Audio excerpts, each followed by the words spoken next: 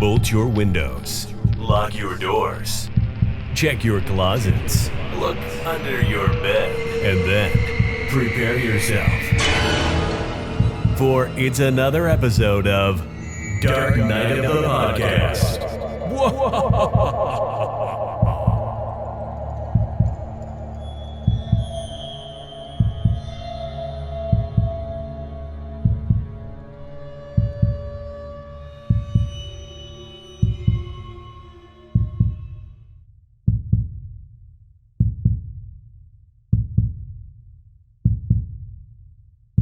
Here at Dark Knight of the Podcast, we, being Troy and myself, I like to think that we would, I dare say, pride ourselves in the fact that our episodes run at often what I would say an epic length.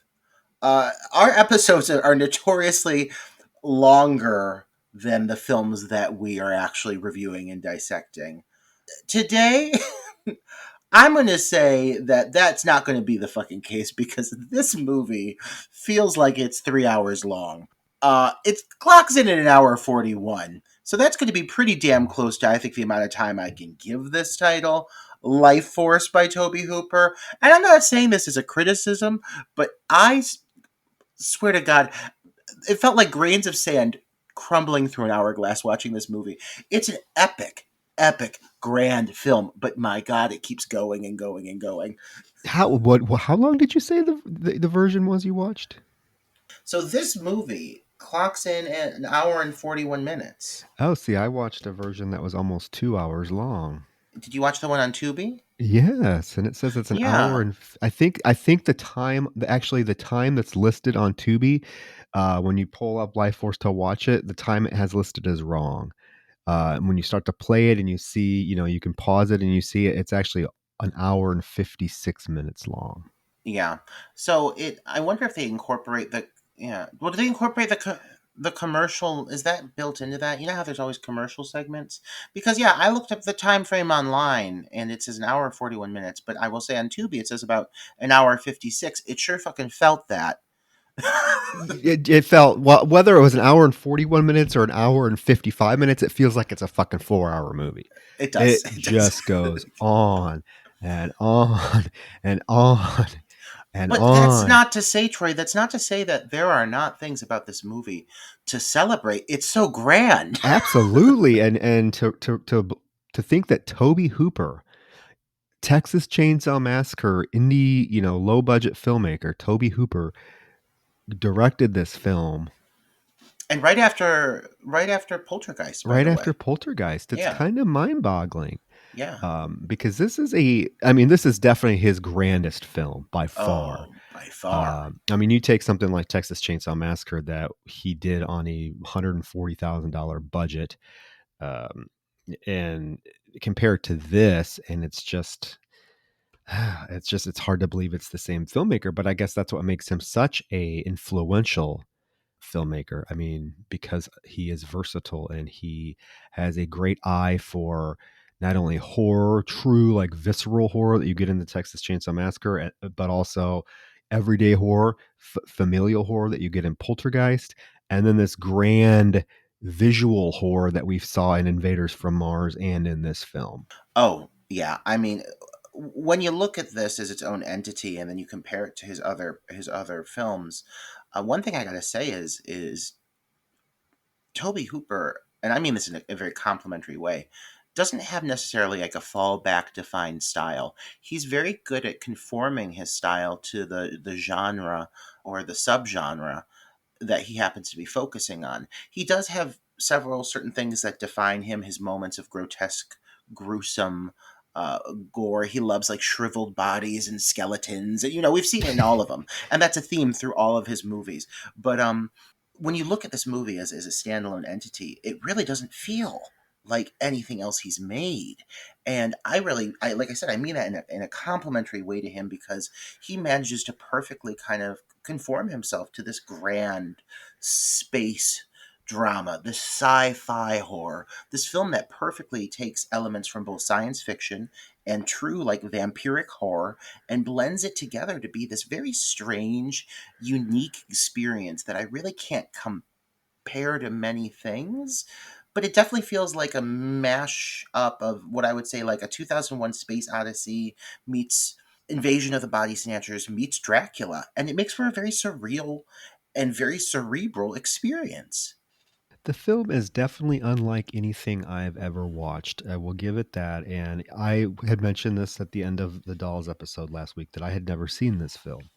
So this was definitely an experience for me going into it, knowing that Toby Hooper directed it. I guess I just had a lot different expectations as far as what it was going to be. And boy, were those expectations I mean, they went out the window, but not in a bad way. And while I did make the comment that this film drags, it does. However, it's just so visually enchanting that even though there are long segments in this film where literally nothing is happening, the visuals, the color palette, the score just keeps you engaged. It's so well executed, and for the era especially, there's a handful of effects that they try that they maybe don't 100% hit out of the park, but they never completely fail. Even the weakest effects are still impressive.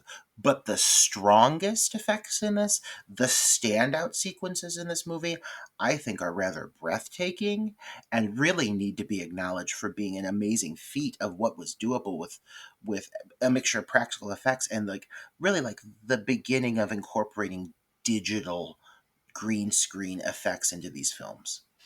Well, and it's funny you say that because the special effects supervisor, the man that was responsible for the special effects in this film is John Dykstra, who is considered to be the pioneer of using computer graphics for special effects in filmmaking. And he actually has won. I mean, he's won 3 Academy Awards. Probably the best known film that he did the special effects for that he won an Oscar for was Star Wars in 1977, and then not too long ago he won another Oscar for Spider-Man 2. So this man definitely is a visionary and pioneer when it comes to film special effects, and I think that this film is a definite showcase of that. I was thoroughly impressed. There were okay, so I will say at the beginning of the film, and we'll get into this film because, like we said, we don't want this review to be as long as the film. Right. But there were a couple of effects at the very beginning of the film, where I was like, "Oh God, this is going to be cheesy as fuck."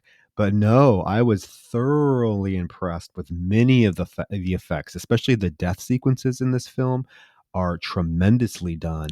And for 1985, I would dare say this film was far ahead of its time in the special effects Well, department. and not just that, Troy, but the volume. And like, yes, like let's absolutely get into the meat and bones of this because of the fact that there is a lot of story here to dissect and it is convoluted. One of the I don't want to say weak points, but one of the things you need to prepare yourself with Life Force is like there is a story and there are a lot of strings to it.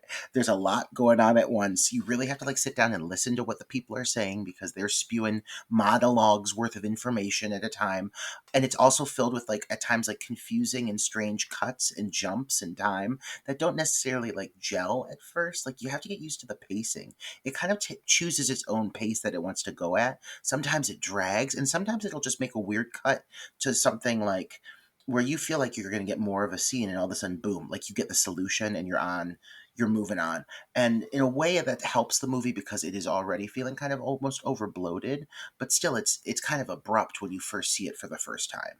Well, I will say I think the screenplay is the weakest part of the film, and apparently Toby Hooper would agree. I read something as I was researching this film where he clearly stated that the screenplay was way too meandering and it should have had a much clearer focus. But interestingly enough, the screenplay was co-written by Dan O'Bannon, who actually wrote and directed one of my favorite horror films of the 80s, the classic Return of the Living Dead.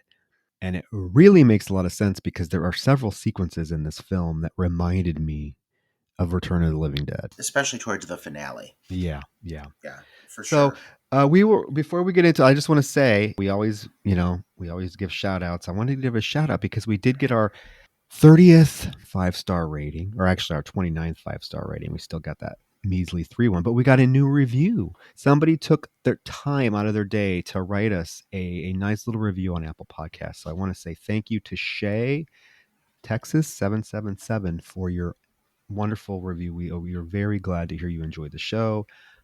We love it. Yes. We love you. We love our listeners. So hey, if you're digging it and you haven't written us a review on Apple Podcasts yet, we would greatly appreciate it. We really would. And Yeah. You're making our yeah, week, it really. really does, because this doing this podcast takes a lot of time and energy, and it really is, I would say, very pleasing when you see people that are so so into what you're doing that they are going to take a few minutes to actually type something out to express their gratitude and express that they're really enjoying what you're doing. So we really appreciate that.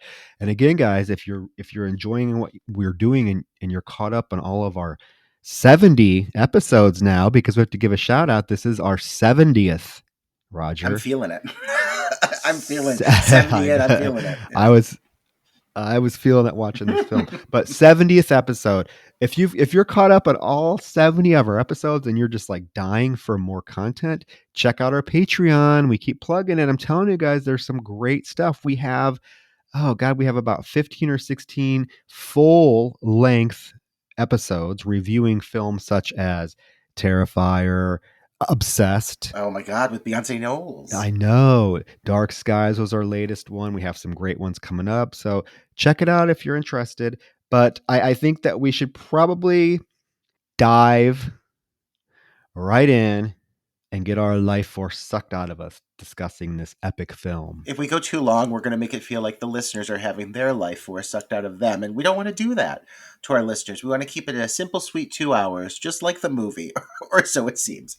But so, yeah, right off the bat, holy fucking credits. I mean, big trumpets. Those trumpets, Troy. I mean, they're like announcing it. They're like, get ready for something grand. We got something big coming your way. And they sure do. I just got to acknowledge, though, I mean, this film, let's put it out there, this film was pretty much a box office bomb Oh, yeah. and a critical disappointment as well. But I want to say the talent that is behind this film, from the screenplay, from the special effects, from the cinematographer, from the composer, none other than Harry Mancini, who himself has won several Academy Awards. He scored Breakfast at Tiffany's, Victor Victoria. I mean, we're talking, the talent behind this film was so surprising when I learned how much of a box office bomb this film was. I feel like this is a film, though, that has the cult status that's evolved over time, almost kind of like to a lesser extent, like similar to Carpenter's The Thing. The Thing was a bomb when it first came out, but you know what? You can't deny the scale, like you said, the scale of talent at play here. The performers, Patrick fucking Stewart is in this movie. I'll take Patrick Stewart in anything. And he's great here. And he's only in it briefly, but he's great in the scenes that he's in. Across the board, behind the scenes, in front of the camera, the level of talent is just insane. And so because of that, even when this movie is like at its weakest points, you're still getting a very cinematic experience. Oh, cinematic is an understatement. I mean, this is such an epic film in many ways. But yeah, the film opens with Henry Mancini's very beautiful score. It definitely gives me like Star Wars vibes. It's so orchestral. And we get a voiceover telling us that it's August 9th aboard this British American space shuttle called Churchill. And the shuttle is on a mission to intercept and study none other than Halley's Comet. One of the things right off the bat that kind of, I don't say pulls me out of the movie, but definitely makes it feel dated pretty quick is, for everything that is advanced and really well done in this film, like the technology existing within the film does feel extremely dated. Like they're showing like computer sequences that those alone take like 10 minutes because the data is like processing in the computer, and people are just like standing there suspensefully waiting for like the information to come through. And like, nowadays it really does feel, it feels of the era. It feels a pinch dated, but luckily the strong aspects of the film make it so that's not really too big of an issue. But for the opening, like, few moments of the film where they're really focusing on the technology of the spaceship, or I'm sorry, like the shuttle that they're in, I almost found it comedically dated because it's just like these little like beep boop boop boop boop little computers everywhere, and I'm like, God, we've come so fucking far. Yeah, I mean that's I guess that's the downfall of technology advancing as fast as it has, and so any film, from even 5 years ago that uses technology as a prominent part of its plot is going to feel dated. And this is definitely very 80s. It's very Apple Commodore computer like.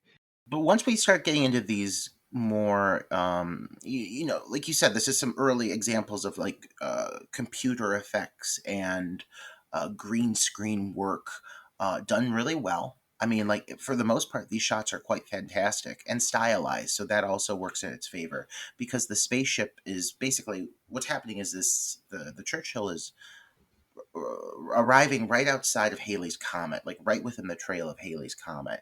And it all has this very green tint to it, this neon green. And it provides for some really just like stunningly vivid electric visuals of the spaceship, like floating in space. And we eventually start to see sequences of the different astronauts when they suit up and they start to leave the shuttle, all just bathed in this like neon green, and it's just so vivid and so eye-catching, and it really makes for some fantastic early visuals in the film. Yeah, the film. I mean, I have to give the film credit because it starts right off with the action, the precipice of what causes everything in the film to happen. I mean, it gets right into it because I mean, right away, all of the crew of this shuttle are standing in front of this computer, and they notice that there is a large anomaly that is kind of trailing in the head of Halley's Comet. And as they zoom in to figure out what it is, they realize that this thing is 150 miles long and it's 2 miles high, and it's really, like I said, it's trying to like conceal itself, using Halley's Comet to conceal itself as it's getting closer and closer to them. So we are introduced then to Colonel Tom Carlson, played by Steve Railsback, who decides he's going to take some of his men out and go into the comet to figure out what this thing is. What is this object? So there is this scene, and this is when I was like, oh God, there's this really, it's so cheesy look. I mean, it's beautifully framed, and you're right. The color, the green, neon green coloring is really cool. But there's just a scene of the guys coming out in their spacesuits and just floating to the comet. And it just, to me, it looked very like early 80s Atari game. It does, but I almost dare say, Troy, that because of the way they filmed it, it almost feels like at times it looks very artistic and stylized. Like, there's this whole moment they start to like come upon, basically they find the entrance to this tunnel that very much looks like the innards of a vagina. I was gonna say I have that written down. This looks like a giant But like vagina. once they start to like float into this gaping entrance, all completely, they're all perfectly distanced from each other the entire time as they just float through space.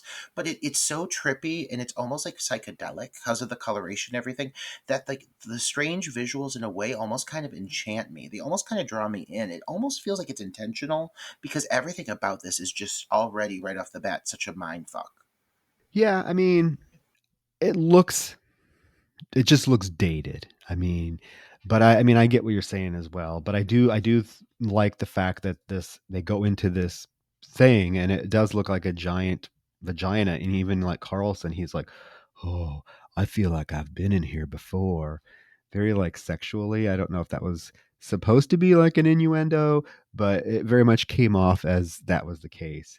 They enter this large opening, like this large chamber, and inside this large chamber, there's a bunch of suspended, dead. They look like giant bats, right? Yeah, this whole sequence I thought was really striking because all of these like bat corpses are just floating around in this, this massive like, yeah, chamber, this huge like giant room that's just filled with these winged corpses, and they're all just floating there, suspended. Um, And Tom floats up to one of them and grabs its hand and manages to break the finger off. It starts to turn to like a husk, like dust. And it's really like right away you're thrown into a situation like you get these really strong space visuals, and then all of a sudden you do get this very like vampiric bat-like creature, and it's such a strange combination to be thrown at you right away like that early into the film. But like neither elements let up. You have a consistent element of space and government running throughout this film, and you also have this heavy vampire vibe that sticks throughout the course of this film. And this is a really good way to introduce both, to be honest. They like right off the bat, again, they give you both sci-fi and horror right away. Absolutely. It's a very stunning set piece. I mean, it's just a visually, it's just so overwhelming to look at. There in this color, this chamber, and the lighting is like purples and greens, and just as far as your eye can see, you see these like huge dead bat creatures just like suspended in midair. They go further into this object, and they get into another huge chamber. And I really like this one because it looks like the all of the walls are like gold. And in the middle of this huge chamber are three glass, like, what do you want to say, coffins? And inside these coffin things, these glass coffin things, are three naked humans. Oh, they're human form. There is a beautiful woman and then two men who we don't see enough of. We don't see enough of them, no. I agree. And they're rather pretty themselves, those men.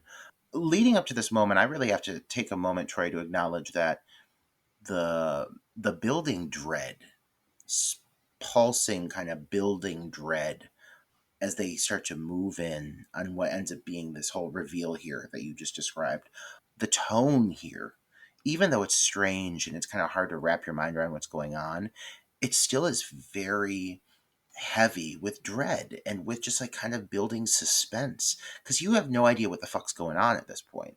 And Toby Hooper does really good with this kind of material of letting things just start like build and build. You saw it in Texas Chainsaw when Pam's wandering through the house and she stumbles upon the chicken room. This is kind of the same thing, only with a totally different scenario. But he takes his time with this whole sequence, and Lee lets certain shots linger, like the whole shot of the vampire's hand or the vampire bat's hand being broken off. He really lets moments like breathe and take their time. So by the time you get to this great reveal of the three humanoid forms in the coffins, the glass coffins supported from the ceiling, it feels like a great climax to this just building, swelling moment.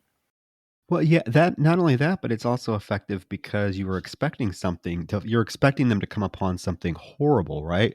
We just saw them, have to go through this tunnel full of these creatures.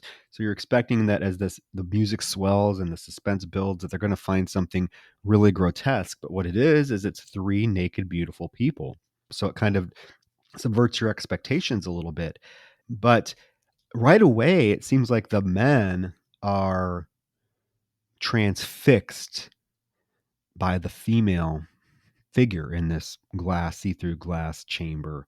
They're all going up to her and they're like sweating and they're like, "Oh, she's so perfect." The guy says, "Yeah, she definitely is perfect. I've been in space for 6 months and she looks damn perfect to me." Well, and I gotta say, Troy, that this Mathilda May is quite lovely. I mean, she is such a strong presence over the course of this film, and she does quite well with this character. There's a very strange, almost like supernatural, not of this earth kind of vibe to her in general. Her visual aesthetic overall is just so perfect. It's almost elfin, you know. And just her presence as soon as she's brought into the mix, it does add this whole very unnatural kind of just discomfort. Their fascination with her is just like they're so entranced, and she's such a picture perfect, visual of what men think of a woman to be, which actually does play into the storyline. Oh yeah, I mean, there's many times that it's mentioned by the male characters in this film, like how beautiful she is, how irresistible she is. I mean, she's a beautiful woman, and I guess it doesn't help. I mean, it doesn't really do anything for me, but it doesn't hurt that she is naked for half the movie, like butt ass naked. I mean, she's literally always naked, Yeah, almost yeah. always. I mean, I would have liked to have seen that audition, right? You know, could just walk in nude and see who looks the best. Strut around, like just rock around the room with like a simple smile on your face. Yeah, but overall, I mean, honestly, her introduction here, I think, is almost hypnotizing. It's like hypnotic, and oftentimes when she's on camera, she has a very hypnotic quality to her. So I really like her in this role. For as little as she says, she does quite a lot. Oh no, she's very charismatic, and you know, she really knows how to work the camera. And it, yeah, when she's on screen, your eyes are definitely glued to her, and it has nothing to do with, at least for me, that she's naked. I mean, she just has such a strong screen presence, and she plays this like innocent, naive, innocent, pure figure so well, because she does not seem intimidating at all.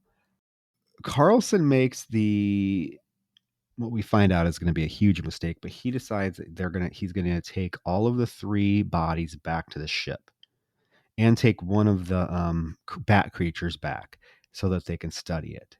It's the worst possible fucking decision that they could have made. Why? Why do you think after all you've already seen within just what 10 minutes of the movie, already there's so many signs saying no, no, no. But no, let's take these mysterious humanoid bodies back to Earth. That sounds like a great idea. Well, they do, and then I do appreciate that we don't see anything that happens at this point because it cuts to 30 days later, and we are at the like the Mission Control Center building in Britain, and the Churchill space shuttle has quit responding. They can't get a hold of it, and they're looking at the course of it, and they realize the course its course hasn't been updated since it left the comet 30 days ago. So they send rescuers from the space shuttle Columbia to go find the wreckage and see what they can discover. I gotta say, the space station scenes, or any of these government kind of sequences, are definitely some of the most, again, dated sequences within the film. For every moment in the movie that does feel entrancing or hypnotic or visually sumptuous, there are scenes that are set in some of these government locations that feel very, very much of the era. And the technology is so simple. But the story is continually kind of growing and evolving in a way that is very intriguing, even though the story is over bloated at times. It's still like I gotta say, like the way they pace it out, I'm very much like curious to get to the center of what's going on. And luckily, they have some rather talented actors stepping up in some of these roles to keep the story moving. Oh yeah, to say that this plot is convoluted is definitely the understatement of the year so far. But they do this crew, this rescue crew does find the wreckage of the Churchill shuttle, and they go in and they see that it's basically been burned hollow. And they go and explore it, and they find the dead bodies of the crew, many of the crew people who right away don't look right. Yeah, I mean some of the camera angles and shots up to this point already, I've got to say, are visually very impressive. There's a lot of motion. There's a lot of rotating camera angles, turning, angling.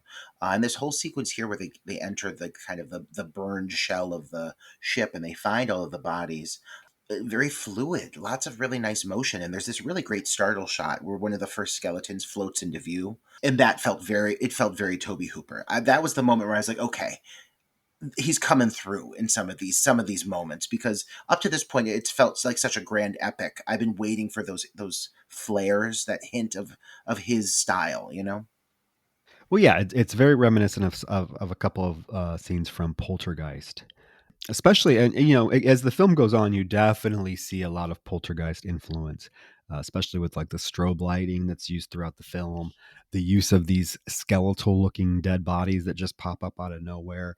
So, I mean, in a sense, there are definitely, like you mentioned, there are definitely streaks of Toby Hooper in this. But overall, I just, you know, it's a real, like I said, it's just really an interesting comparison to look at his early work like Texas Chainsaw Massacre and Eaten Alive, which were very low budget films, and to see him be able to pull something like this off, this big budget epic is quite impressive, to be honest. After they find the dead bodies of the crew, they do go further into the Churchill shuttle and find the glass encased bodies intact. They have not been burned. In fact, they look brand new, and the bodies inside are perfectly naked and clean and fresh. It's definitely a creepy visual just seeing these three pristine bodies amidst all of this debris and wreckage. It really is. It's instantly unsettling in such a simple way. You know something has to be amiss here. And there's this whole sequence that comes up where they get the bodies into basically like a medical station, like, a medical center, where we have this whole scene where this gentleman applies this very strange mask. Obviously, it's a ventilation mask of the era with these really like two like strange tubes running down the side of it and everything, because clearly they don't know what these bodies could be contaminated with, what could be wrong with them. But even though the mask is kind of wonky, the sequence is still so creepy because you've got this really thick, heavy, wheezing breathing coming through the mask, very like kind of Darth Vader almost, as he makes his way around the female, who is laying on a table with a sheet over her. And, he slowly walks around her and he begins to inspect her. And he's looking down at her and the eyes open. And she sits up, titties out, full titties.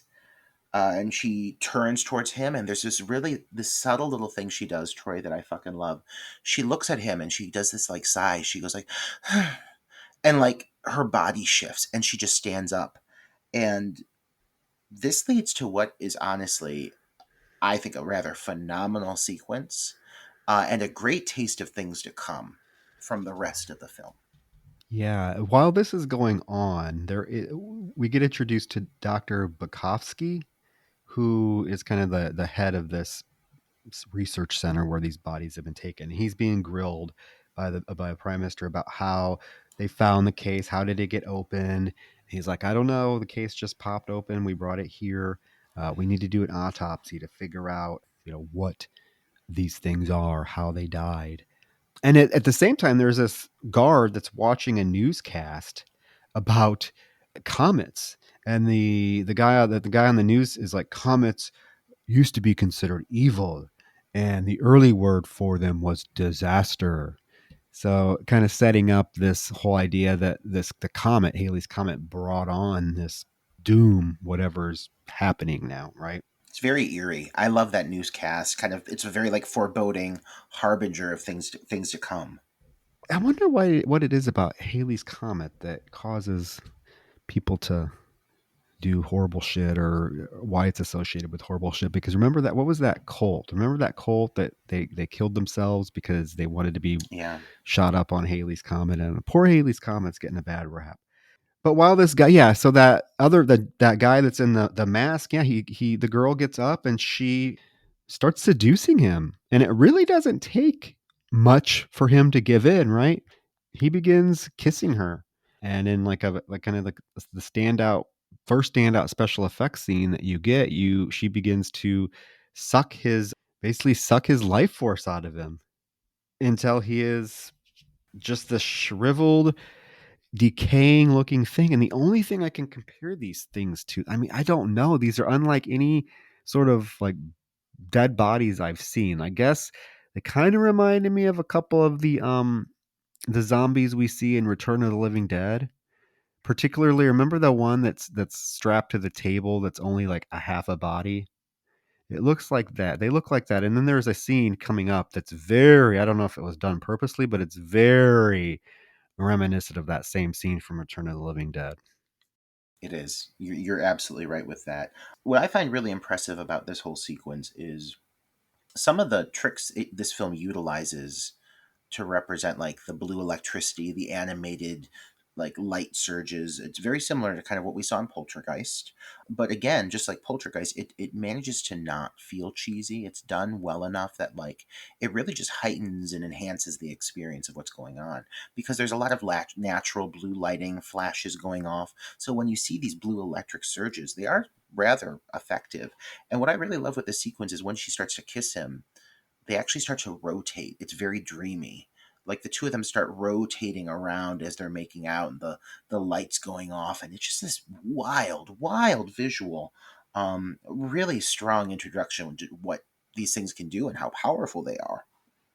The blue lighting, the blue like electricity that becomes a very prominent part of this film. Like anytime one of these vampires sucks the life force out of a human, you get this like blue electricity that is shooting out of their mouth, and it's really elaborate, and it plays into the end of the film as well. But like I think it looks really good. I mean, this was 1985, and this effect looks much better than many recent films I've seen that try to implement CGI. I think this looks really, really good. I gotta say. Yeah, yeah, and it looks again, it looks very stylistic. This whole film is very stylized. It all looks very dreamy. All of the camera motions and the movement and the really kind of fluid, trippy cinematography, everything feels like a heightened reality. So when you see these moments with this really kind of exaggerated animated light going off, it's so over the top. It works. It works very well in this film. There's another doctor that's pretty prominent in the film, Dr. Falada, and he is watching this happen on a security monitor. So he runs into the room. First of all, before that happens, I skipped it. Dr. Bukowski sees on the security camera what is happening. He runs into the room, and the guard is now all shriveled up on the floor. And the girl walks up to him and says to him, "Use my body." And they are beginning to kiss. And this is when Dr. Falada, another doctor, has seen this, what's happening as well. So he runs in to try to stop it. And Dr. Bukowski's on the floor and tells Dr. Falada that the girl got away. And she is now strolling through this research facility butt ass naked. Causing destruction and mayhem everywhere she goes. It's almost like, it reminded me almost of like Or Carrie. carry to the rage. I was going to say, I was just going to say that with the glass Yeah. shattering. Her casual stroll, just through this building. And as guards run up to try to stop her, she uses her power. She just raises her hand very casually, and like the power like electrocutes them and shoots them away from her to render them powerless. And then, yeah, she goes to the front of this building and explodes all of the glass in a very elaborate, well done sequence. All of the glass windows start to explode, and she walks out into the night. This whole sequence is really, really very impressive. And one of the things I think that's so appealing about her as the antagonist is, and you kind of touched on this before, is because you look at her, she's not intimidating, but it takes her so little to cause such destruction. She barely flinches. She doesn't even, her face doesn't even change. She doesn't even blink. And she's choking out soldiers just by lifting her arm, throwing people through the air, sucking life forces out of people. I mean, this bitch is powerful. She is powerful, and she causes a lot of destruction in this movie. A lot. So she's gone. She just escaped. She walked out. We now are introduced to I would say, one of the main characters of the film, this Colonel Kane. I like him. I like his style. I like his style. I like his turtlenecks. I like him. Yeah, he's a very sensible, very direct. He doesn't beat around the bush. He tells it how it is. He's very British. British. He's very aggressive with his questioning. Like he wants to get to the bottom of what the hell's happening. So when he shows up, they take him to show him the body of the guard, and he immediately starts to just like grill Dr. Bukowski about how in the world did you let a girl overpower you? Dr. Bukowski says, "You just don't understand. Like it was like the power. She just gained power over me. And it was extremely intense." Colonel Kane says, "Was it sexual?" And he's like, "Yes, very sexual. Like I can't even describe how sexual it was, but it was also horrible." Dr. Bukowski is also still going through it. Like, he's covered in sweat. He's, like, tremoring. I mean, she is having a lasting effect on him throughout most of the film. Like, he doesn't ever seem really okay again after she's had this experience with him. I don't think anybody that really encounters her ever feels okay again, from what we've gather, right? The same thing is kind of going on with Colonel Carlson. You know, he's also like very entranced and connected to this girl, as we find out. But it seems like anybody that she comes in contact to, that she does kiss or exchange life forces with, they become extremely fixated on her. And yes, this movie, these men are very sweaty. Like sweat is a prominent motif in this film. Like when you see a man sweating, you know something's not right. We find out then through a phone call that the Churchill shuttle escape pod was launched. Well, and he says one line I really like, Troy, is he says that she's the most overwhelmingly feminine presence that he's ever encountered. And I really like that this species, whatever it is using femininity to its full power against these men, and no men are really capable of fighting against it. They mentioned, like I said, they mentioned that they realized that the escape pod was launched. So somebody got out of the spaceship. They don't know who, or the shuttle. They don't know who yet. They collected the tapes, but the tapes were all erased. There was nothing on the tapes. The only thing that survived was those glass cases that the naked bodies were in. And Bukowski says it's basically because when they tried to study them and check them out, they were like not real material. They were like almost like a force field. And then he asks to be excused because, like you said, he is just a sweating, trembling mess. Um, so meanwhile, you've got these two guards who are looking over the bodies, and the two male, what we're learning to be are these energy vampires. I'm going to start referring to them as what they are now. They're energy vampires. We've seen it happen. So these two guards are looking over the bodies, and all of a sudden there's this like massive eruption that destroys the basement facility. And so these two guards are attempting to shoot at what are these two male figures that stand up, and they're nude, and they're always blocked, unfortunately, but they do have this whole stalking scene towards the guards in which the guards just pummel them with bullets, and you do see their bare chests just becoming like destroyed like meat, with these bullets just tearing through them. It's pretty gory. It's a creepy sequence of them like just being unfazed by all these bullets going through them.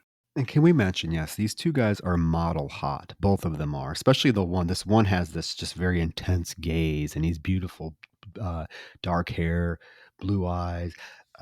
Yeah, I was like, God damn. I just have to say, I find it very disappointing. And but this is typical, right? It still happens today. But I'm just going to make this statement about it, about how it's perfectly fine to show a female, right, completely nude. I mean, boobs, vagina, everything. The female vampire, we see her nude half the film. However, as you mentioned, you don't see anything of the guys except their bare chest. Everything is strategically hidden. The way they're walking, like their bottom half is always covered. You don't even see their butt. So that kind of irked me, because it's like, why is it okay to show the naked woman, but you can't give us even a glimpse of like these guys, their asses or anything? You have to strategically hide it. Like, what were you worried about? But again, it's the 80s, but then again, that still happens today. Like how many examples of like male nudity, like full frontal nudity, can you think of in a film versus female nudity? Well, I'm here to change that, Troy. I know, I know you are, but I'm just saying I was very disappointed, not because the guys were hot, but I'm just like, come on, like it's so blatantly I obvious know. what you're doing here, and I'm like, oh, it irked me. I will say it irked Well, me. there's something to be said, not to get off on a tangent, I'll keep it brief, but there's something to be said about, as hot as it is to see a nude figure, there's also something very unsettling about using nudity in the right moment, not for sexuality, but to cause discomfort in the viewer. There are a lot of occasions in which frontal nudity has actually, in my opinion, heightened the scare factor because of how exposed and revealed certain characters come across in being nude. Or in this case, these two men, they're unfazed. They are being torn apart by bullets, yet they're still marching towards these two soldiers without even blinking. And I really think the nudity plays into that discomfort even more, and probably would have made it even more uncomfortable if we would have seen a little bit of skin, just to show the fact that they're unfazed by it, you know? Yeah, I just expected, like I said, the female is nude throughout the film, and Toby Hooper is kind of I'll say he's kind of a visionary director, so I would expect that he would have been like, yeah, fuck it, you guys were showing, we did it for the female, it's only fair you do it for you too. But alas, they didn't. Yeah, the two guards are shooting the fuck out of these guys with machine guns, and it's not stopping them. So what do? They finally take hand grenades and throw them at these two guys and blow them to pieces.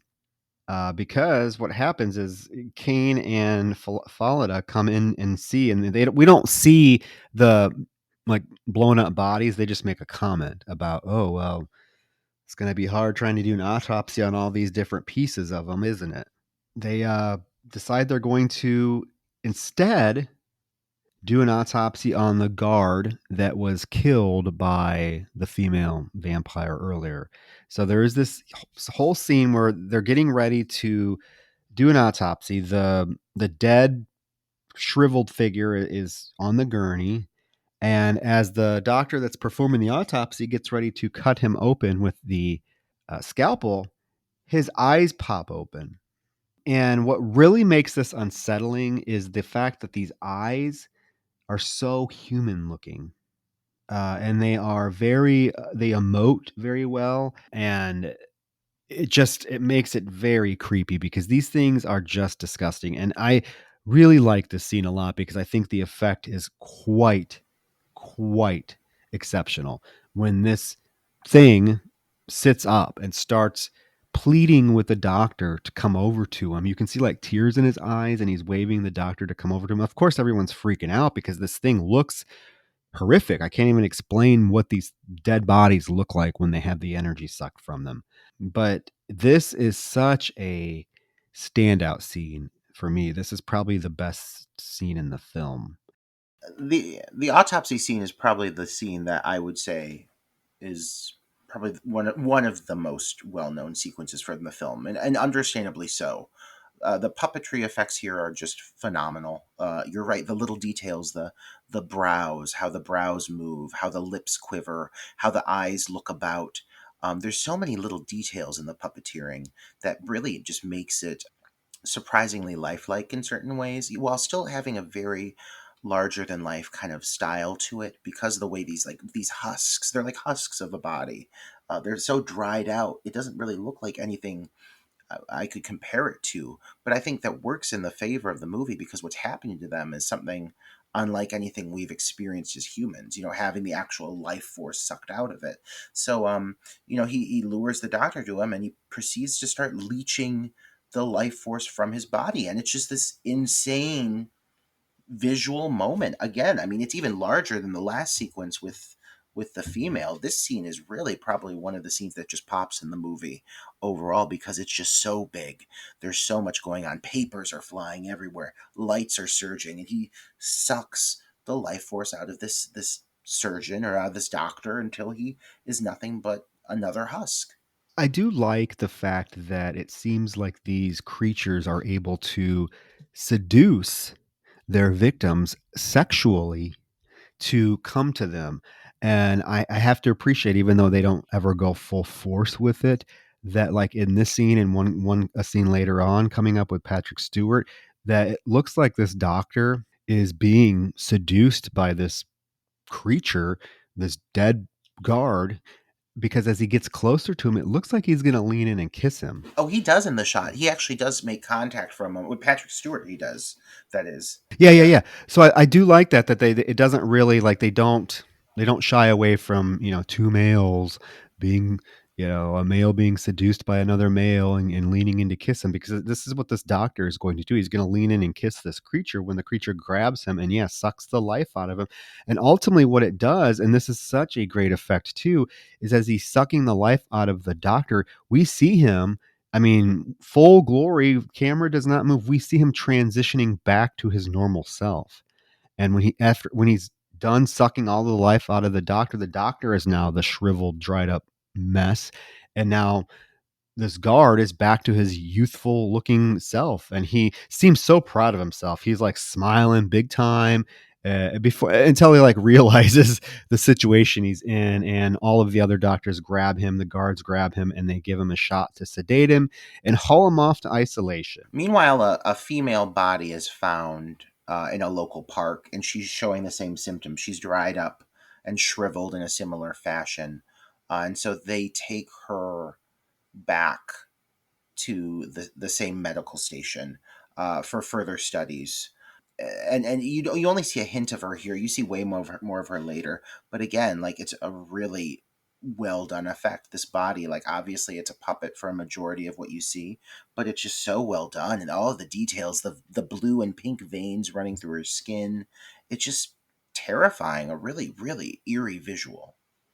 It is, and I like there's these two young guys that the police are questioning, like Kane and the police officers questioning them because they say that they saw this woman with a naked woman, and that they thought that they say, well, we thought they were, and we came back just in case they were doing anything, basically insinuating that they thought they were going to see some lesbian action there in the middle of the woods, right? But instead they come back and find this shriveled body. Back at the facility, the guard that was turned back into the normal his normal self is now in this room that they have him locked in, and he is convulsing and screaming as the doctors watch on, and eventually he disintegrates back to the shriveled dead body that he was before he sucked the life force out of the doctor that was going to do the autopsy on him. The Dr. Falada has figured out now that it seems like the creatures, they need to get energy every 2 hours, because he's figured out just by casually watching his watches, these creatures seem to need energy every 2 hours. And lo and behold, after the 2 hours, this guard dies, shrivels back up. He pokes it, Dr. Faladas pokes it with a stick, and it just disintegrates, and it looks like it's filled with Yeah, sand. yeah, it like oozes dust. It's so gross, and it's another really strong effect. The whole shot of the body like dropping to the ground and kind of like basically like deflating right before our eyes. It's really really fucking creepy. And then there's another creature that they have down already locked up downstairs, and that charges them and runs towards the door because it's also in a cage. And when it does this, it hits the cage and it erupts into dust. It's another really really cool effect. Yeah, we get three of these effects right in a row, because after they go to that one, they go to the girl, the body that they found in the park, and this is the scene that reminds me of Return of the Living Dead. Right? They have, and this creature, this female creature, looks very similar to the creature from Return of the Living Dead. And guys, if you've seen Return of the Living Dead, you know what I'm talking about. I'm talking about the female half skeleton that's tied to the table, and they're asking it questions, and all she can say is it hurts. She can feel herself rot. This particular scene reminds me so much of that. And like I said, the creature, the woman, looks exactly like that. Blonde hair, everything all shriveled up. And the doctor is like looking at his watch, and he's like, yeah, any second now, the same thing's going to happen to her. And sure enough, she wakes up. She starts like struggling against the restraints that are tying her down. She's like screaming and growling before she dies in a very dramatic way, and then explodes into dust. I love that this scene is handled with enough time to let it really kind of build. Because it starts off very simple. She's just laying out on the table, and then she starts to come to. You get a really cool shot of her eyes opening up and looking around the room. You see her start to like take in the moment, and then she starts to react, and then she starts to convulse, and then she eventually blows up. But this is another scene that takes its time, and they don't rush through it, and it really pays off. There's so many little details to this puppet. It's so well done. The little twitches in her lips, the fuzzy little vagina. I mean, like it is. It's very detailed, but like it's just. I would say that it's the best puppet effect in the film. Yeah, it looks amazing. Yeah. In the meantime, they get a call from someone in Texas telling them that they found the Churchill escape pod, And when they opened it, lo and behold, Colonel Carlson from the opening of the film is inside, alive and well. Yeah, he's pretty quickly introduced to Dr. Falada and Colonel Kane, and he begins to recollect exactly what transpired. And I'm thankful that they do a flashback to the space sequences for a little bit, because I would dare say that they're some of my favorite moments in the film when they let him kind of do these crazy like space sequences. There's not a ton of them, but they always look really interesting to me. So we do get a little bit more of that here. But we do get some flashbacks that basically explain that one by one, the crew begins to die off shortly after the bodies are brought onto the ship. It starts off with Rawlings, who destroys a series of the computers in the control room, and then after that, everyone starts to die off until Carlson's the only one that's left. Yeah, and he notices that the shuttle is getting close to Earth, and he makes a decision that he needs to blow up the space shuttle because he wants to avoid bringing back to Earth the basically the vampires, the creatures. He knows what is causing this, so he sets the space shuttle on fire, gets in the escape pod, and it blows up. He thinks that he destroyed them. He literally does until they tell him, well, we hate to say it, but all three bodies survived the blast and we brought him back here. And he's like, oh, fuck. He also makes the comment that leaving the spaceship, because they say you're so brave for what you did, like that had to have taken a lot of courage for you to do that. And he's like, well, yeah, because leaving her was the hardest thing I've ever done in my life. She killed all my friends and my coworkers, but I wanted nothing more than to stay with her. I mean, it just highlights that this girl's control over her prey. Well, and even continuing forward from here, because we go to a sequence where Colonel Kane is monitoring a sleeping Carlson, and he's clearly having a nightmare. He's still being affected by it, and so as he's monitoring him, he gets a report that this mysterious 150-mile long needle-like structure has been reported to be leaving the orbit of Halley's comet and is now heading towards Earth.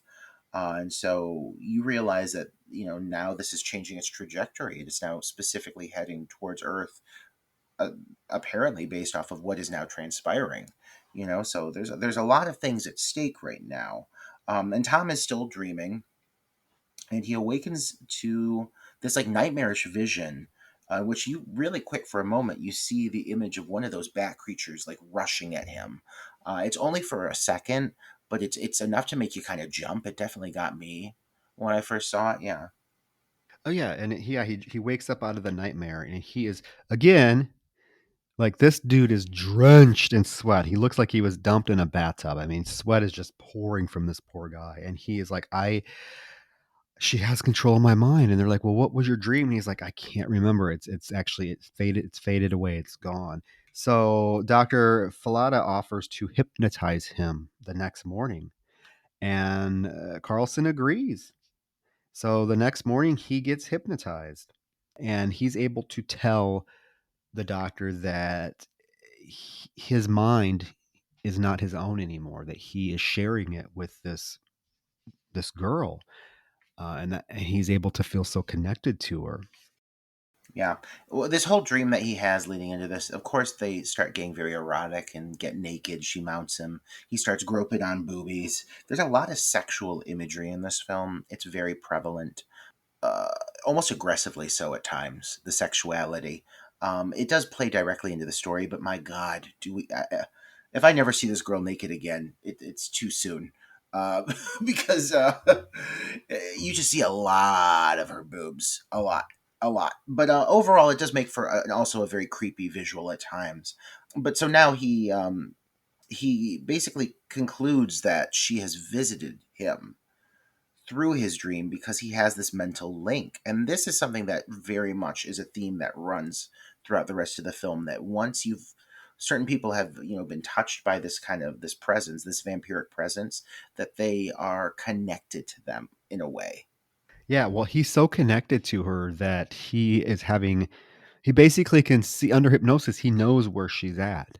The doctor asks him, "Can you see her?" And he's like, "Yes, she's walking in a field, but it's not her. Like she has a different face." And they're like, "Well, what is she doing?" And Carlson said she's searching for a man to draw energy from, but she doesn't want to kill him. She just wants enough energy to survive because she doesn't want to get caught. So she's starting to use up like reasoning. Like she knows if she kills a bunch of people, that the trail's probably going to lead to her. So she's just going to use various men to get enough energy to survive for 2 more hours before she goes on to the next one. He's able to tell the doctor that this woman, his name is Ellen, and that she at the moment is watching this old man get into his car. She seduces him and she gets in for a ride. He's even able to give them the license plate number of the car. I like this plot, this whole angle of using the hypnotherapy to kind of strengthen the connection between Tom and the vampiric entity, because it allows for some really cool cinematic moments. Some of the shots leading into the hypnotism sequence are really like fluid and trippy. There's a lot of dissolves, and then when you bring this presence of this woman, this new woman Ellen, into play, they introduce her in this like black poncho against this like rich green rolling hillside, and it's just this very striking visual of her just trucking it along this hillside, just looking for someone. She's hunting for somebody. Yeah, yeah, I definitely like the fact that, I mean, it's almost like because she's wearing this black poncho and then behind her is like the vast like British countryside. And it almost reminds me of like, I don't know why I'm saying this, but it reminds me of like her being like a witch. She's out in nature, she's in this black cape and she's surrounded by lush green and she's on a hunt. It's almost like dreamlike, even the way it's filmed. It's almost looks like a kind of foggy. And she gets in this car with this poor guy, and as he's driving, she starts to lift up her skirt and show him her panties, and he starts touching her legs, and Carlson is like telling the doctors this as it's happening, and he's just like, sounds like he's almost having an orgasm as he's saying, "Oh, he's touching her. He's reaching up her leg. Oh."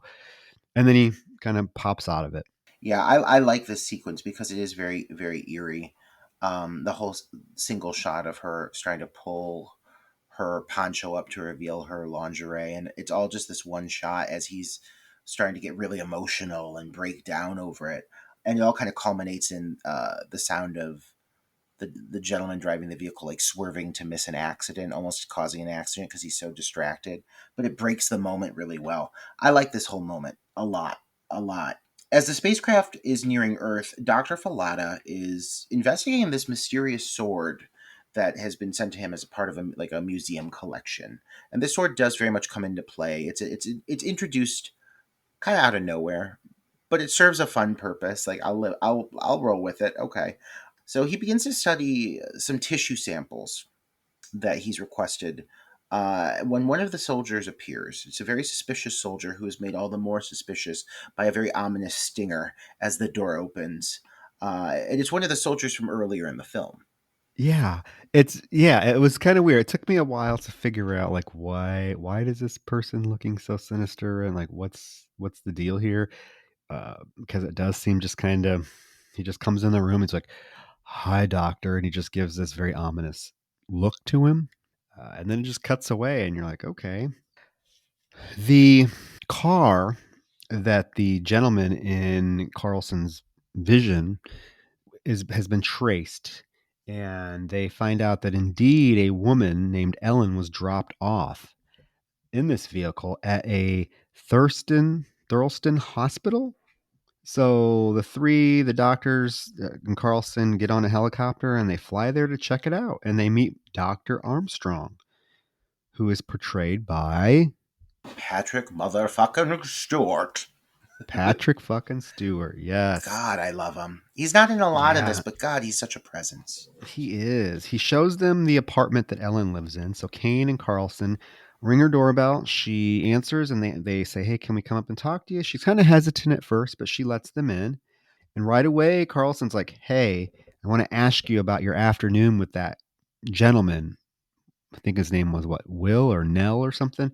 And she's, I don't know what you're talking about. And Carlston is very aggressive with her. He grabs her hand. He's like, let me see your hand.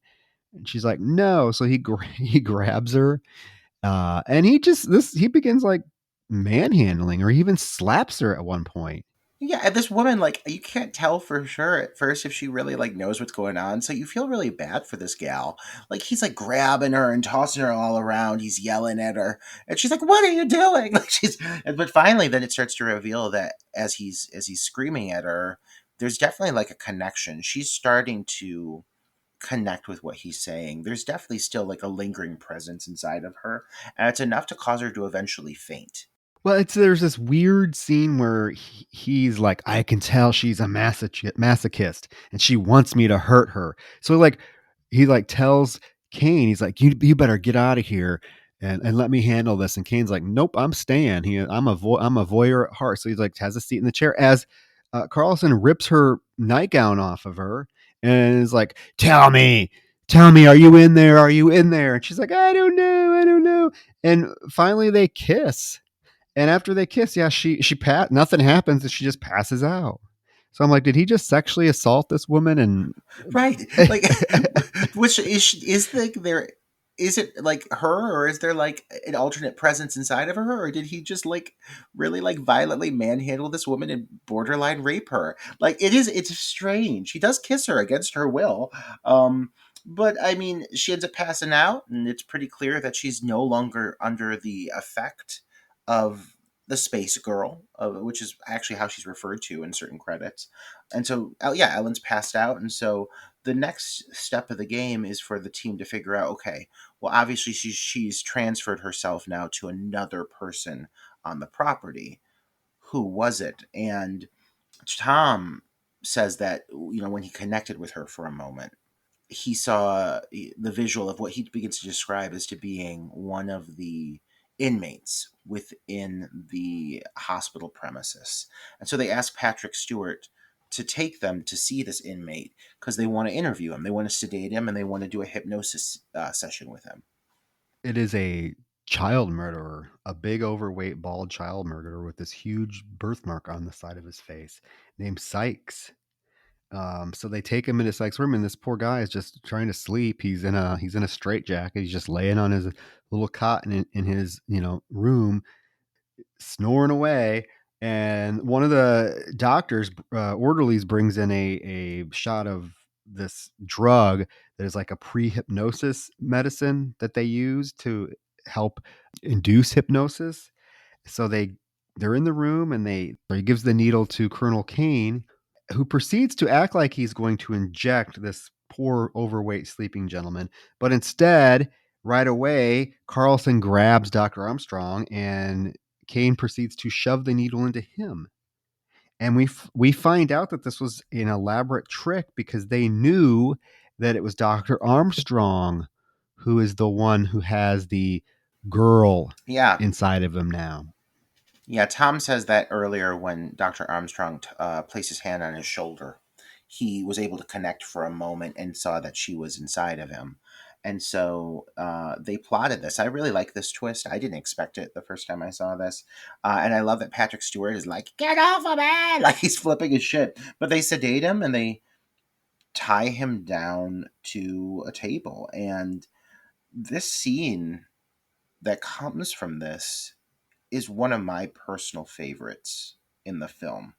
It's very creepy. It's almost bone chilling at times. As they start to talk to Patrick Stewart, he starts to respond. He releases this absolutely just like bone chilling scream, this wail of agony, and then he starts to take on her voice and speak with her voice, and it's just very well done, the whole scene. And Tom is speaking, to him as though it's her. So then they'll occasionally cut to her in place of Patrick Stewart, in place of Armstrong, laying in the exact same position. And it's just, again, it's this like ethereal, like beautiful visual of her, but she has such a menacing presence about her. It makes for just a very eerie sequence. And then, I mean, what she's saying to him through the Dr. Armstrong character, because they're going to give Dr. Armstrong another injection of this medication. And through her voice, she says, "There's no need for that. There's no need at all." And then she starts to tell Carlson that she wants to be with him and that she loves him, and that she basically got into his mind and is now part of him. And he is the reason why she is the image of what she is, because she is the woman that he's always dreamed about. Very like it's setting it up like this was kind of like fate, really. He slaps her and screams, and then they go in for a kiss.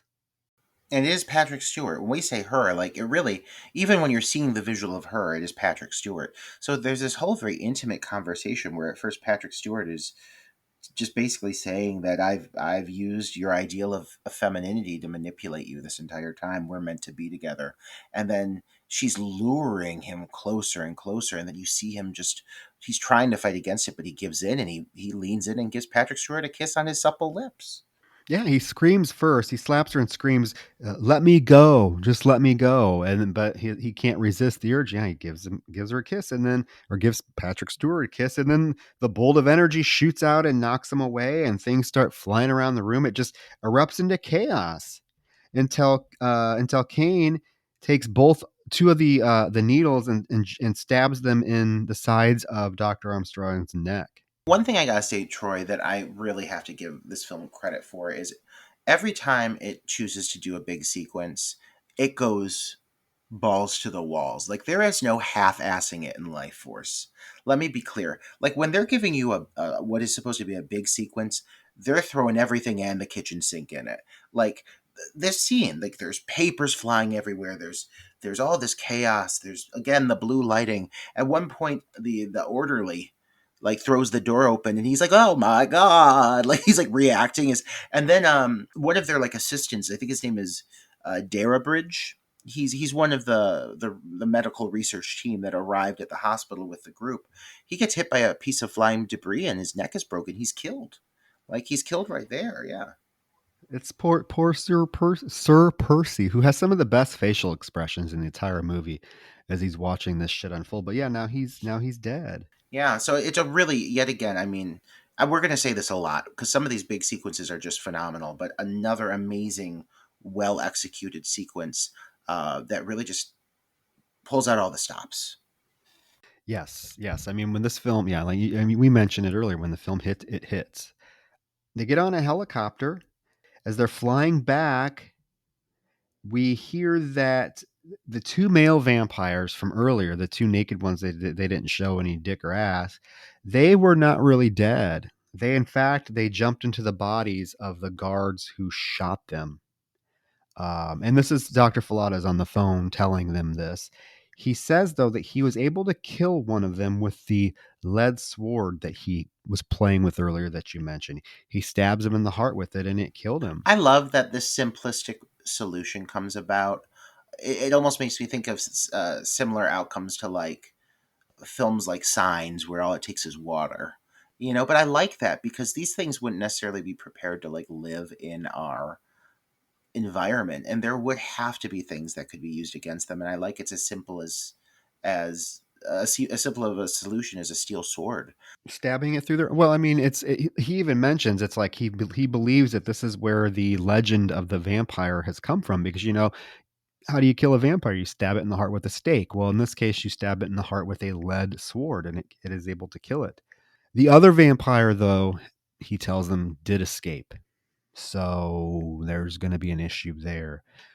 Suddenly, and this is another really elaborate scene that's well done, blood begins, and they're on a helicopter. They're stuck on a helicopter. Blood begins erupting from the mouth, nose, eyes of both Armstrong and Sir Percy, who broke his poor neck, to form like this big blob in the sky, in the air above them in the helicopter. And it ultimately forms into the vision of the girl before like dropping to the floor, just busting into a pool of blood.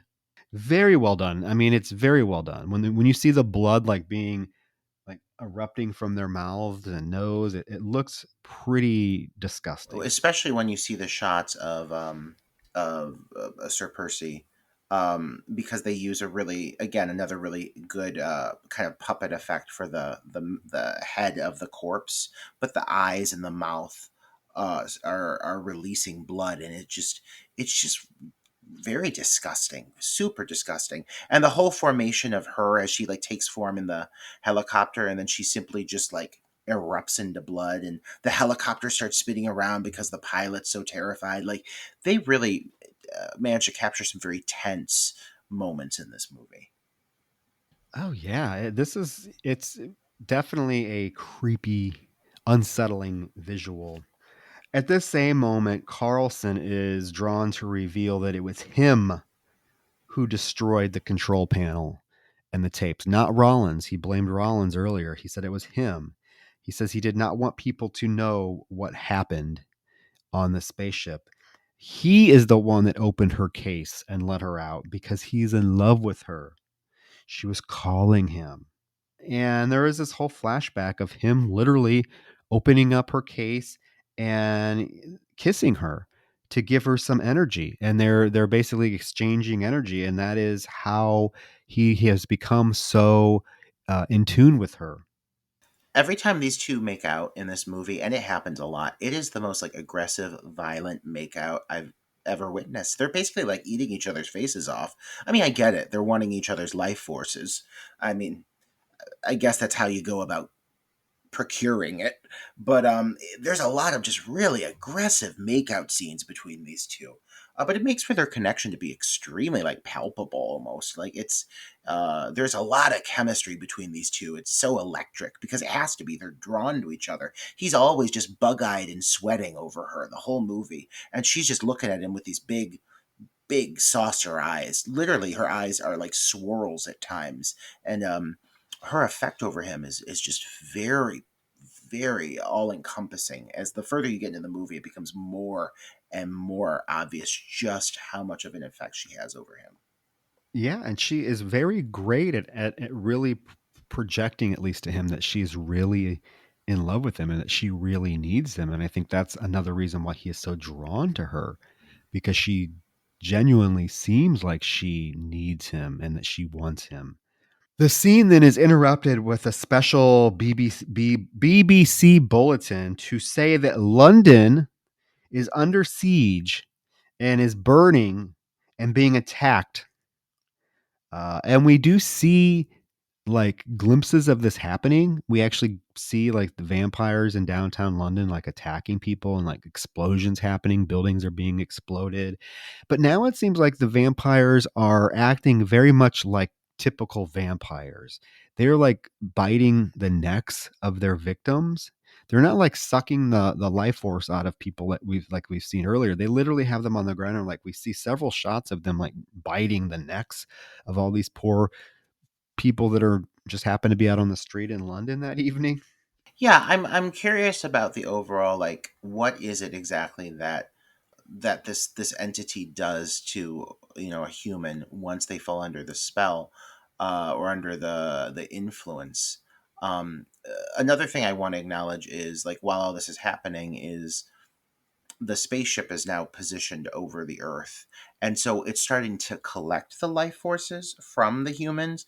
So I think a lot of what we're seeing right now is also bodies just being drained and becoming just husks, because at certain points you start to see the vampires just lining the streets and just completely starting to lose all motor function and ability to move, because they're starting to just become drained completely, because you just see blue surges of light all the time, just bursting through the city, blasting whole areas of the town apart, and then sucking it up and going up into this big beam heading up into the sky. It's a really striking visual. I don't know exactly, I'm gonna be honest, like, I don't know exactly what's going on in that city to cause this vampire like outbreak, or why they're acting the way they do, but I also have to say that some of my favorite sequences in the film are the moments of just complete destruction and disarray going on in downtown London. So many movies try to capture these moments of just pure chaos.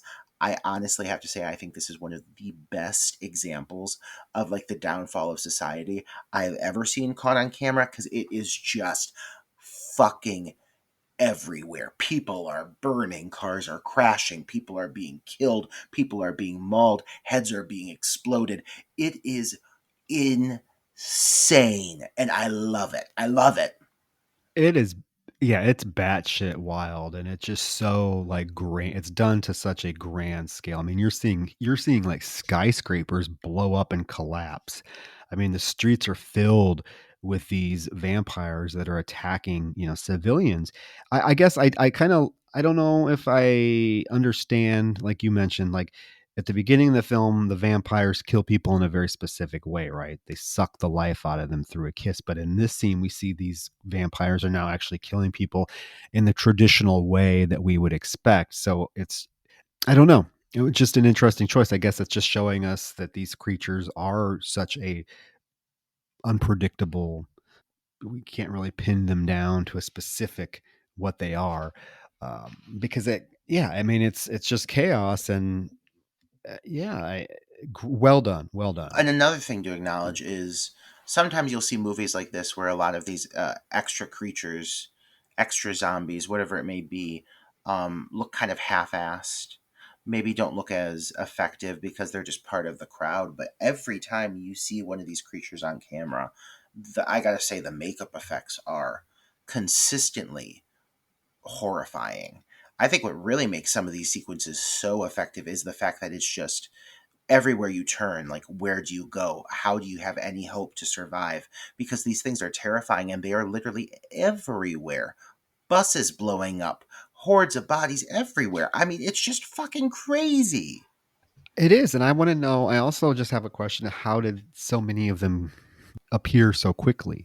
Because really, only one of the original vampires escaped, so they must be able to spread their vampire disease quickly. Because now, like you said, the whole city is full of them. So where'd they all fucking come from? I don't know.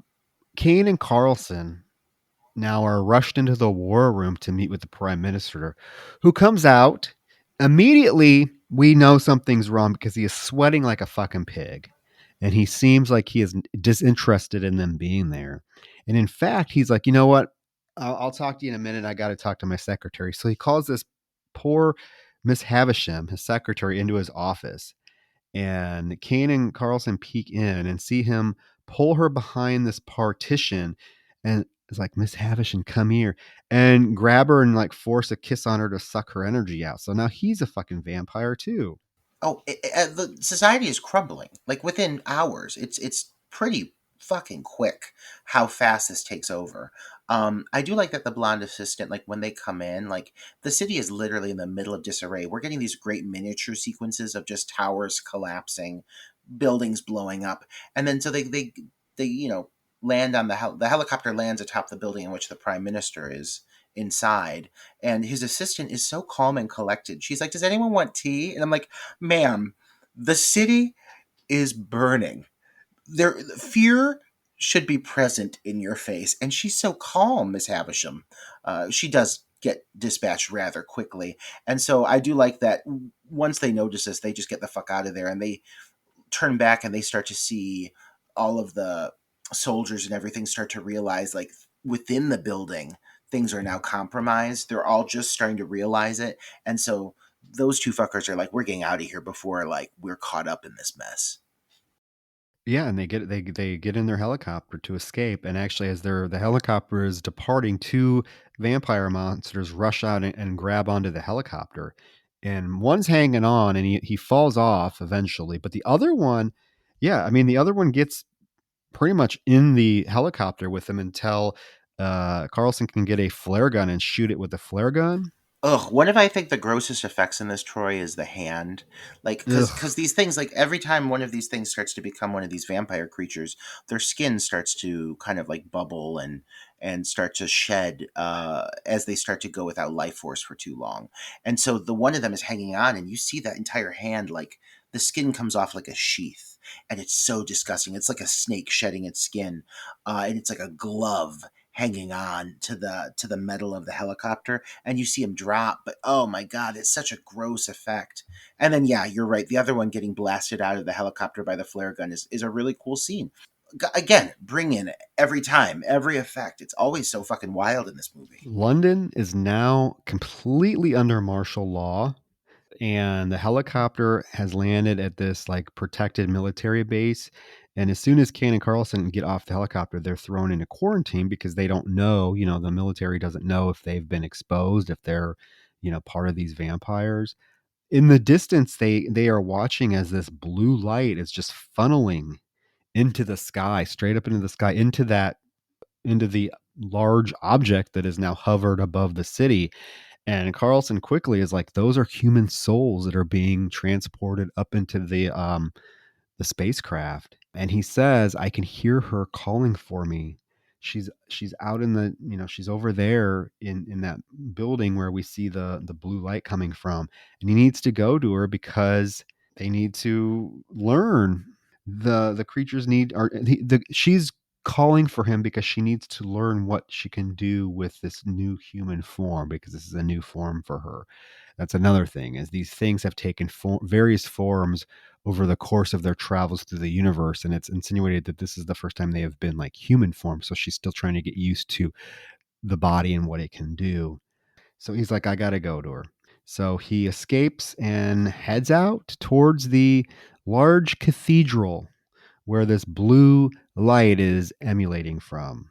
Yeah, he has to get through this kind of long, wordy monologue. He has a lot of moments where he's just rambling for a bit, but he has this really long monologue leading up to this where he like gives a whole lot of exposition on what's about to happen and what's going on.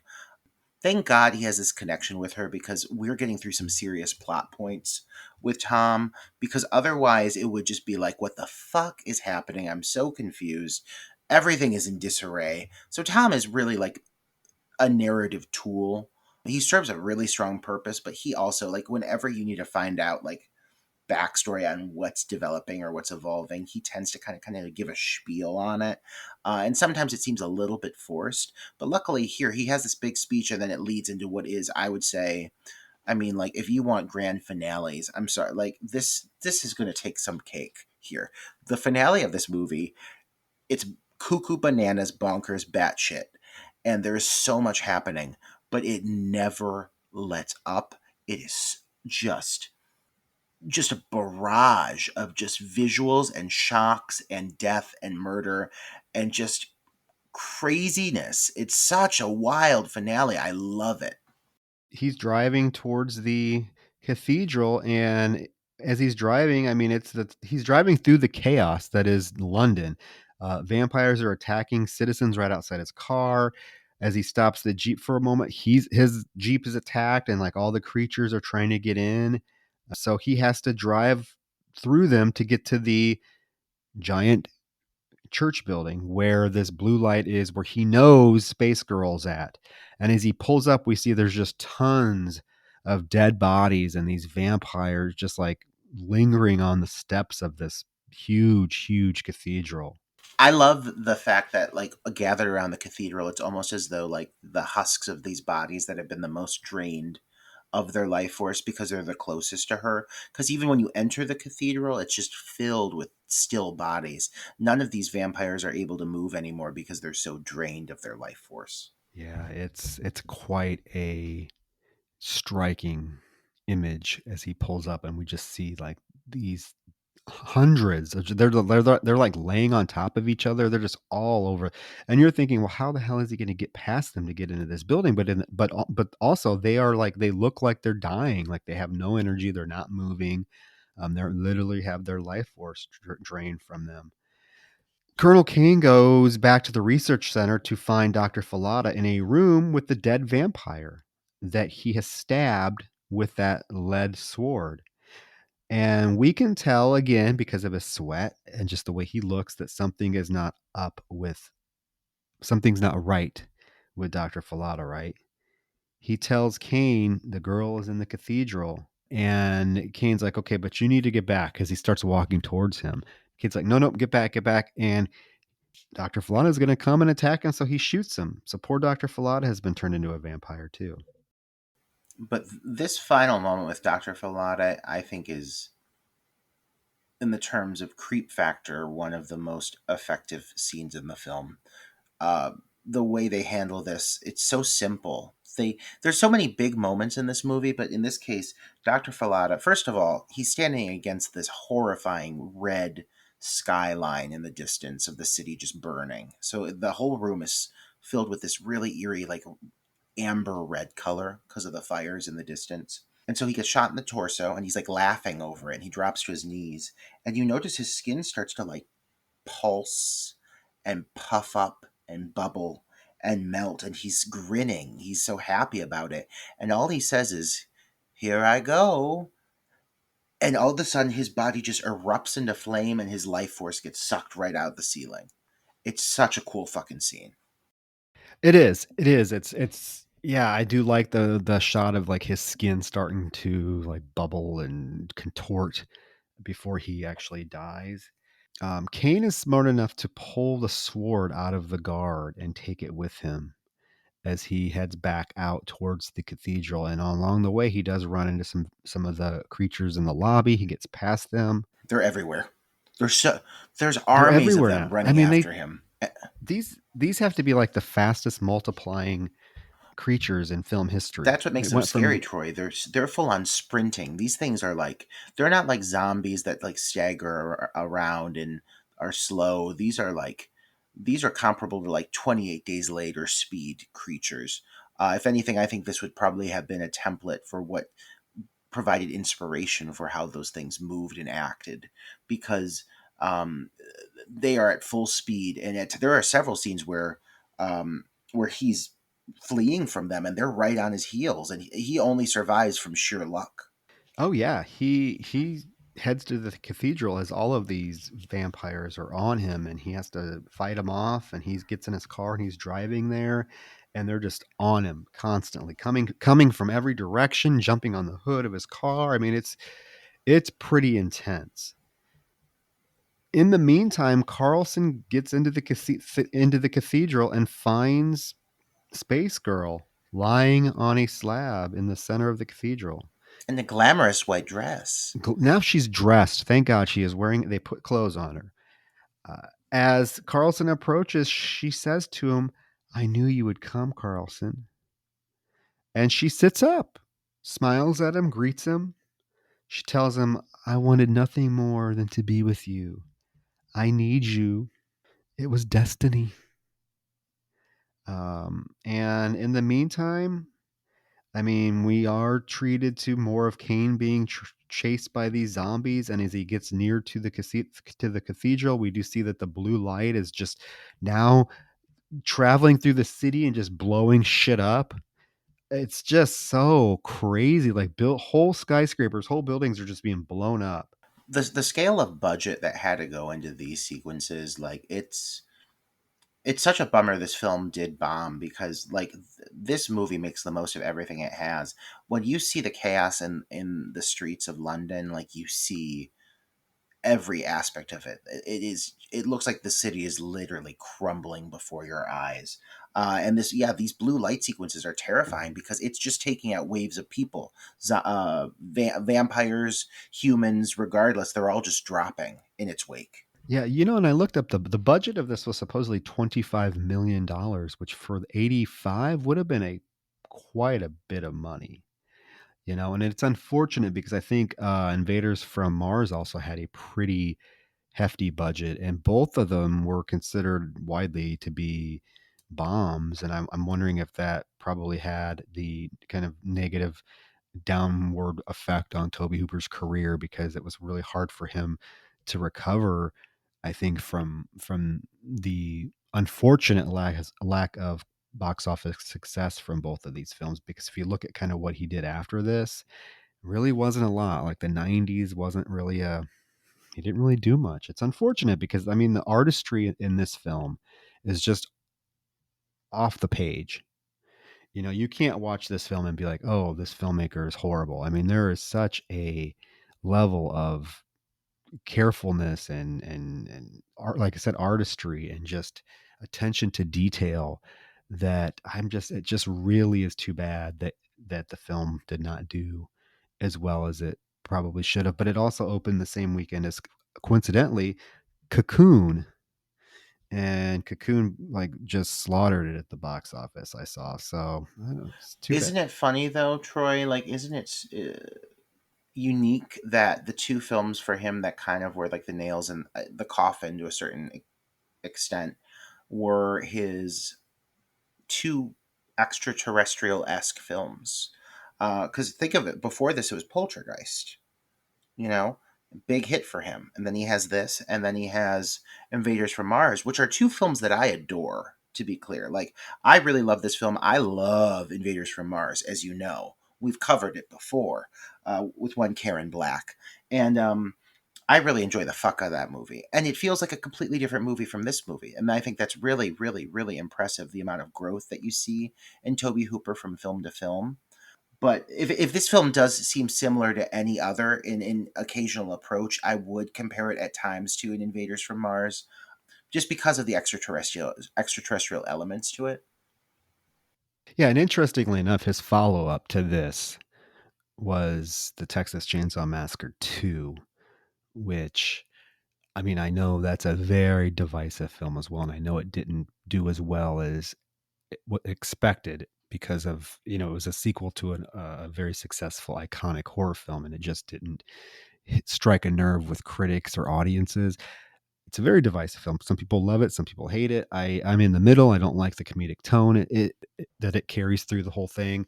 But I kind of appreciate what he was doing with it. But yeah, I really think that it was like a trifecta of disappointments that led to his unfortunate not being given any significant projects after these three films, unfortunately.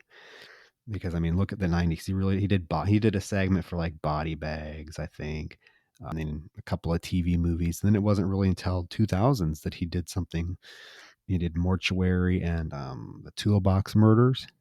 Yeah, he had that Dijin. Is that how you say it? Yeah, I think so. Yeah, yeah. That was his last one, right? Yeah. Yeah. Kane gets up to the cathedral steps and he runs into the original male vampire from the beginning of the film, the one that must have escaped, the really good looking one, standing there, and he looks at Ken and he's like, it'll be much less terrifying if you just come to me. And Kane's like, okay. So he charges him and stabs him right through the fucking heart with a sword, killing him. Before he dies, he turns into like this winged creature, which is very reminiscent of the creatures that we saw at the beginning of the film that the crew found like suspended in midair. I like that they keep that going throughout the film, because while this film does feel significantly more alien over the course as it progresses, it's very much rooted in the alien elements of what it is. I do like that we do keep getting elements of vampire lore, here and there. And I love that it takes this bat form, this really well done creature effect with the blade sticking out of it before it erupts into dust. Yeah, it was. I think this movie needed a little bit more of that, and I'm happy that at least we got that one final big effect before the movie concluded. Yeah, well, he gets into the cathedral and he sees Space Girl and Carlson. Now we're both naked. We do get to see some male ass finally. Steven Railsbacks, but yeah, I mean, hey, it looked pretty nice. It was nice and firm. But they're making out and kissing. He calls for Carlson. He's like, Carlson, try to resist. And Carlson reacts by like reaching up to him. So Kane throws him down the sword. And without hesitation, Carlson takes the sword and stabs it through both of them. He stabs it through the girl, through her back, and it goes out of his back. They then basically shoot up into the sky, into the large penis looking spacecraft, and I mean, the film ends. It ends so abruptly. It ends with Collins, or wait, what is it? It's Carlson and Kane. Kane. I'm combining them together. It's So hard. There's so many characters that use yeah, their last names in this film. Yeah. so it ends with Kane like looking up at the spaceship as they rocket off to the spaceship in this beam of light, standing amongst like the bodies and debris. Like, these people are not coming back. London is ash. Like there is nobody left. Everybody's dead. There's so much disarray everywhere. And it, yeah, it just ends on this note of them flying into the spaceship, and then all of a sudden, like the credits start rolling, and you're like, "Oh my god, it's over." I'm gonna say I was very disappointed with this ending, how rushed it was. And I'm not talking about like the stuff leading up to the ending, like they're traveling through the city of London and seeing all the chaos happening. I'm talking about the actual ending of this film is so fucking abrupt. Like I was like, okay, I just sat through an hour and 45 minutes of build up to get to this. Well, and I'm even going to say, Troy, like it's not even a matter of what it ends on being bad. It's a matter of it needed like another. I hate to say give it 5 more minutes, but give us a little more closure. It needed like he first of all, my problem with the ending being as abrupt as is throughout the whole film, when we get introduced to this Carlson, Colonel Carlson, he is enchanted with the space girl. Like that's all he can think about. He very much at some point hints that he's in love with her and that he is drawn to her. I would have liked to have seen if they were going to pull off this ending, which I guess is sort of predictable. Like I guess you could guess that she was going to get, but there should have been to stay true to his character and how the character has been portrayed so far. There should have been a little bit of hesitation before he stabbed her and himself. Like I would have liked to have seen like him really struggling with, do I want to do this or do I want to be with her? um or even her like like seeing that he has the sword and even her being like, no, no, I love you, I love you, I want to be with you, that we can be together forever. I mean, I know that's super cliche, but so is this ending. So at least it would have given it a little bit more emotional oomph. He doesn't even think twice about it, and to me it just contradicts his entire character and the entire purpose for him to be even be in the film. Yeah, no, I hear that for sure. It definitely feels rushed. I really like elements of it. Like I love the fact that he does at least manage to lock into his humanity and make the choice to sacrifice both himself, in order to kill her. Because it makes for a very beautiful image. The visual of them being connected together with the single blade. It's a very striking ending. But I do hear you on that. I feel like once you get Kane arriving at the the epicenter of all of this at the cathedral, and he walks up and there's this big massive effect of the blue light busting up from the floor, and he peeks through the floor and sees them in the middle of making out aggressively yet again.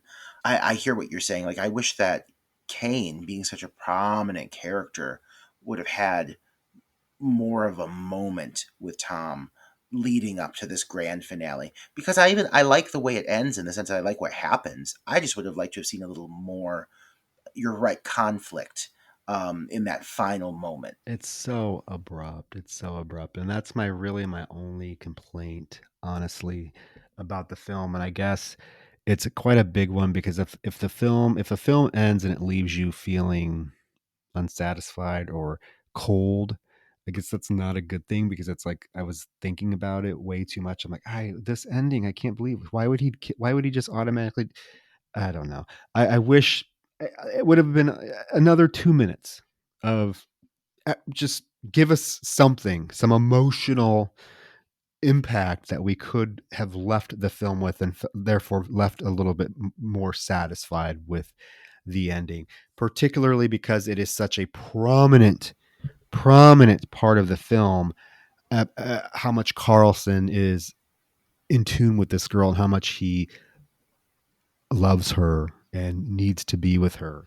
It's just, I don't know. Maybe I'm interpreting them. Maybe him killing them so quickly was his way of like knowing that they'd be together forever. I don't know. I mean, I guess that's a stretch, but I guess maybe that's what they were going for. But if that's what they were going for, they did not do a very good job of making it clear.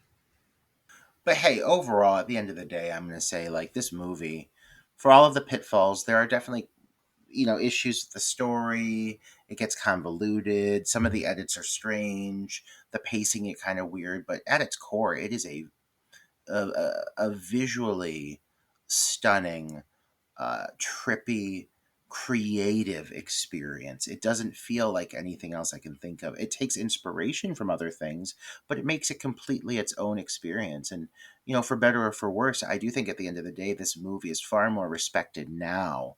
And celebrated now than it was upon its initial release.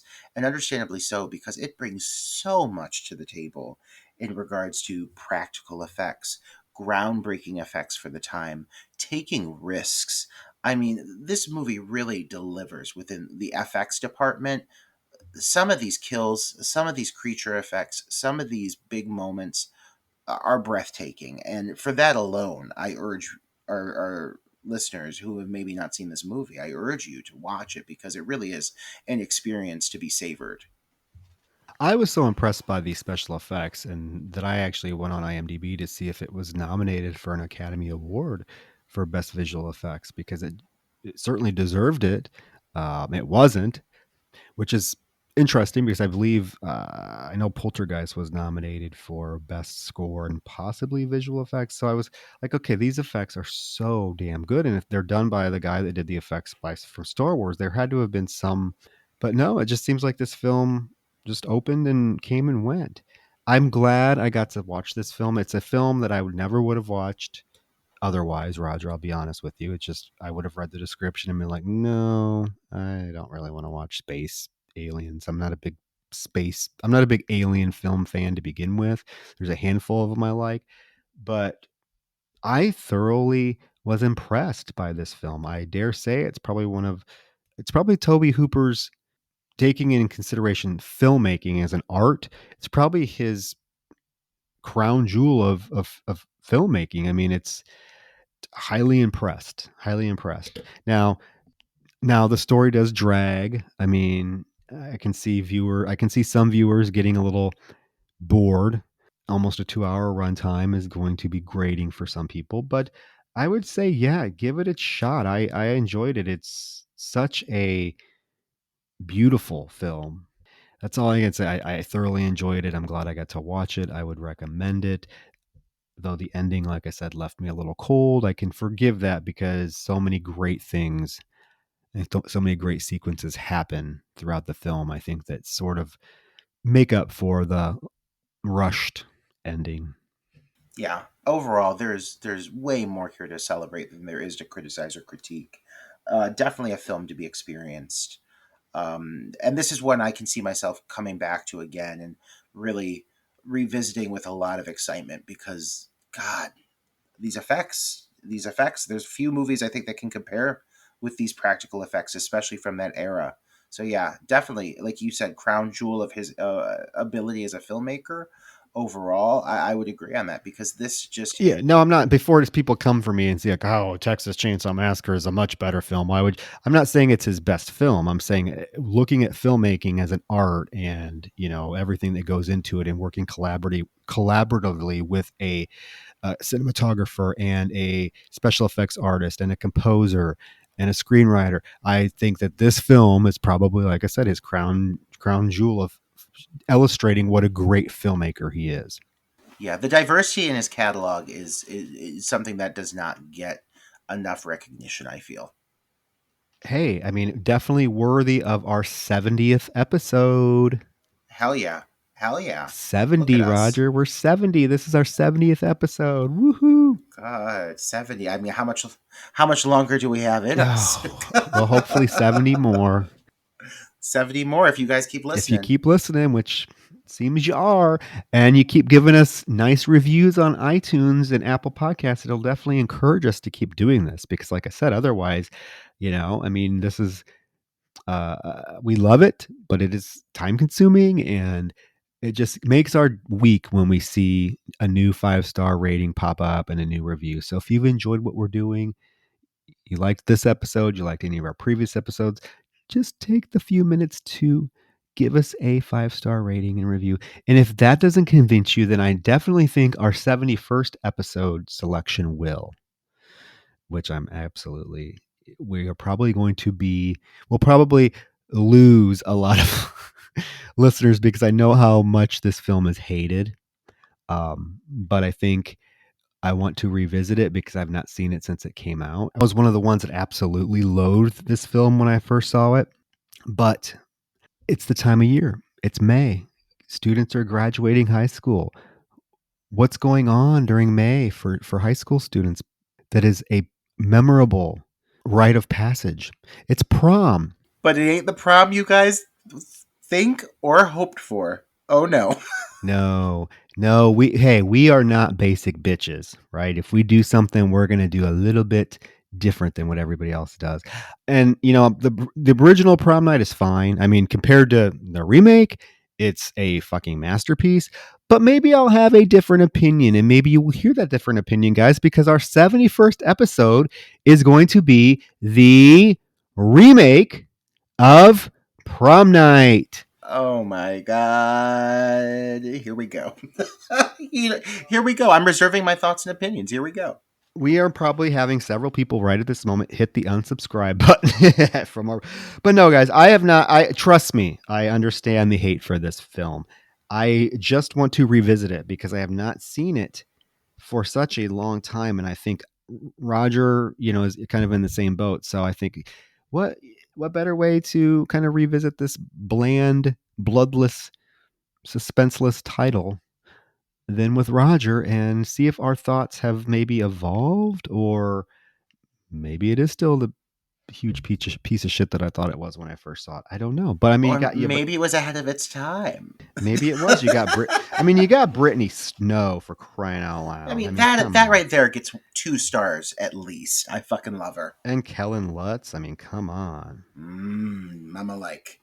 So that's our selection. We hope you'll enjoy it. So if you have not checked out the Prom Night remake in quite some time, it might be a good opportunity for you to do so, so that you can listen to the episode and follow along. But yeah, 71 Prom Night. And again, if you don't want to listen to that episode, check out our Patreon, patreon.com/Dark Night of the Podcast, because there's plenty of alternatives for you there. Is that really going to be what lures them to the Patreon? Hey guys, we're covering Prom Night, the remake. Come give us money for what we do. Yeah. Oh God, here we go. Yeah, we'll see. We'll see what the reaction is. All right. But with that, guys, we thank you for listening. Again, leave us some feedback. Leave us suggestions for films you'd like to see us cover. Until next week and Prom Night 2008. We'll see you at the prom. We hope that the episode doesn't suck your life force out of you. Maybe watching the movie again will suck the life force out of you. I'm talking about Prom Night remake.